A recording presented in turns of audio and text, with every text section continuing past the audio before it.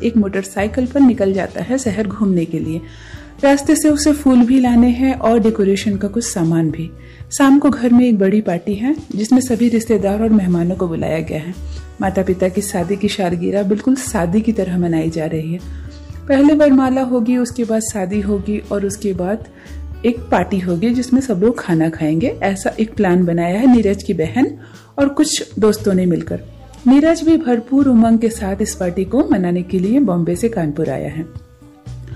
Motorcycle में घूमते घूमते उसकी नजर पड़ी कि उसके बगल से एक सफेद कलर की कार काफी स्पीड से गुजर रही है। कार की खिड़की से एक नीला दुपट्टा हवा में लहराया। नीरज की नजर नीले दुपट्टे की तरफ गई तो एक बहुत ही सुंदर लड़की जिसके बाल हवा से उड़ रहे हैं और उसके झुमके जैसे उसके बाल से अटखेलियां खेल रहे हो। अचानक नीरज का नजर उस दुपट्टे पर पड़ी जो शायद कार के चक्के में फंस सकती थी। जरा सुनिए मैडम, संभाल कर, जितना ध्यान ड्राइव पर दे रही हैं थोड़ा ध्यान अपने दुपट्टे पर भी दीजिए।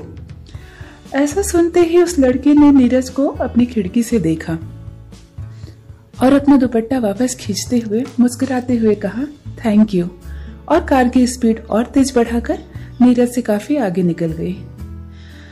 ये थैंक यू क्या नीरज के कान में नहीं सीधे दिल पे जाके लगी। नीरज उस लड़की का चेहरा बहुत अच्छे से तो नहीं देख पाया क्योंकि मोटरसाइकिल और कार दोनों चल रही थी, लेकिन उस थैंक यू को नीरज भूल नहीं पा रहा था।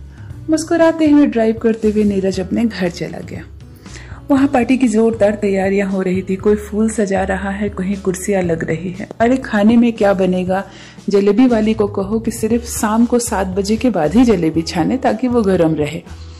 बहुत जोर जोर से तैयारियां चल रही हैं। बहन 2 वरमाला का इंतजाम कर रही है और उसे फ्रिज में रखने के लिए कह रही है ताकि वरमाला शाम तक ताजा रहे। जय, जो नीरज का पक्का मित्र है, बिल्कुल नीरज के साथ कंधे से कंधा मिलाकर इस पार्टी में जोशो खरोश के साथ काम कर रहा है, जैसे उसके अपने माता पिता की ही 25वीं शादी की सालगिरह हो। कहीं मेहंदी लग रही है, कुछ लड़कियां भी आ गई है मोहल्ले से। सब कुछ बहुत उमंग से हो रहा है। तभी अचानक घर में शोर होने लगा। सैली दीदी आ गई, सैली दीदी आ गई, और ऐसा लगा जैसे कोई भूचाल आ गया हो। घर के सभी सदस्य दरवाजे की तरफ दौड़ गए, खास करके बच्चे। सैली दीदी, सैली दीदी, सैली दीदी। नीरज के मन में हुआ ये कौन सा भूचाल है भाई। नीरज टेबल पर चढ़कर फूल लगा रहा था। मन में इच्छा हुई कौन है ये सैली दीदी, थोड़ा मैं भी देखूं। नीरज जैसे ही झांकने के लिए झुका कि वो टूल पर से नीचे गिर गया। जय ने कहा क्यों भाई, क्या हाल बना लिया है, टेबल पर से कैसे गिर गए? नीरज ने कहा ये कौन सी बला है जो घर के सारे सदस्य दौड़ गए। जय ने कहा वो सैली आई है।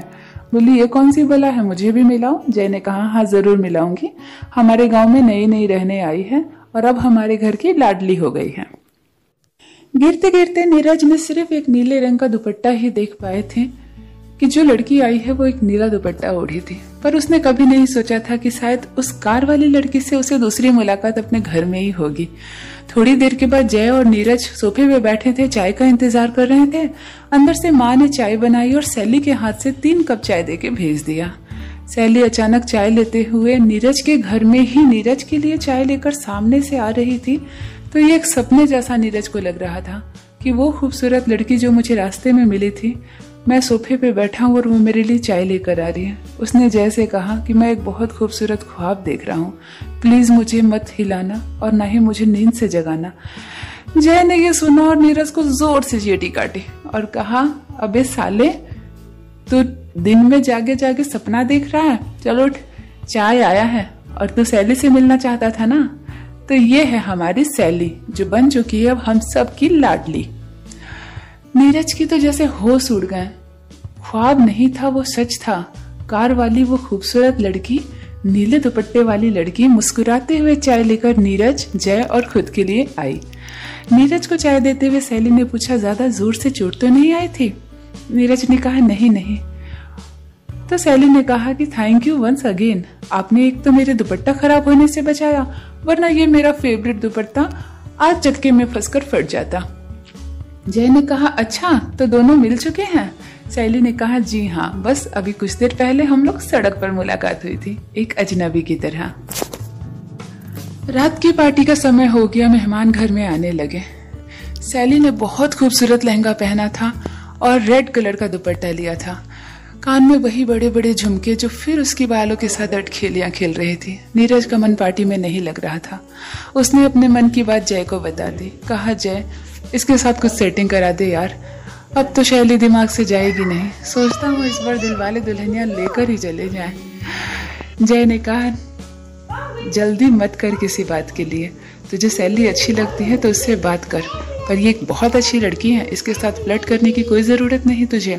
तू तो बॉम्बे से आया और बॉम्बे चला जाएगा। ये बेचारी मासूम लड़की है, पढ़ी लिखी स्मार्ट लड़की है, इसीलिए इसे फ्लर्ट करने की ज़रूरत नहीं है तुझे।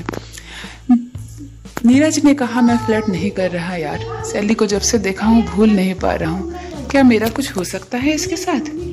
जय ने कहा, मैंने कहा ना, तू पार्टी पर ध्यान दे। सैली अगर तुझे अच्छी लगती है तो उससे बात कर, तो उससे दोस्ती कर, इससे ज्यादा कुछ अभी मत सोच। नीरज को अजीब सा महसूस हुआ कि उसके बार बार कहने पर जय उसे क्यों टाल रहा है। उसे सैली अच्छी लगती है इस बात को क्यों इग्नोर कर रहा है? कहीं जय के मन में सैली के लिए तो कोई बात नहीं है? अगर ऐसा है तो यार, मैं दोस्त के लिए दोस्ती कुर्बान नहीं कर सकता हूँ इस लड़की के लिए। इस लड़की को मैं भूल जाऊंगा। ऐसा सोचकर नीरज ने जय से पूछा कि क्यों बे, तेरे मन में कुछ बात है क्या? अगर तुझे सैली अच्छी लगती है तो साफ साफ बोल दे, मैं अपनी नज़र फेर लूंगा उससे। जय मुस्कुराने लगा। उसने कहा, नहीं, सैली मेरी बहुत अच्छी दोस्त है, और दोस्त के अलावा अगर मैं उसे किसी नज़र से देखता हूँ तो वो मैं अपनी बहन की नज़र से देखता हूँ। लेकिन फिर भी मैं तुझे मना कर रहा हूँ। सोचता हूँ अभी नहीं बताऊँ तुम्हारा दिल टूट जाएगा, पार्टी में दिल नहीं लगेगा। उसने कहा, नहीं, अभी मुझे जानना है कि तू मेरी बात को सीरियसली क्यों नहीं ले रहा है। क्या मैं और सैली अच्छे दोस्त नहीं बन सकते, प्यार नहीं कर सकते या शादी नहीं कर सकते? क्या प्रॉब्लम है? तब जय ने बताया कि शैली की मंगनी हो चुकी है। एक बहुत अच्छा लड़का दिल्ली में इंजीनियर है, अभी 3 महीने पहले मंगनी हुई है और बस 40 दिनों के बाद ही शैली की उसके साथ शादी है। ये सुनते ही नीरज के पैरों तले जैसे जमीन ही खिसक गई हो। एक ख्वाब जो नीरज की आंखों ने बस आज ही देखा था और वो ख्वाब आज ही टूट जाए, ऐसा उसने सोचा नहीं था। लेकिन ये क्या हुआ? अब नीरज बेचैन हो उठा। नीरज का पार्टी में मन ही नहीं लग रहा था।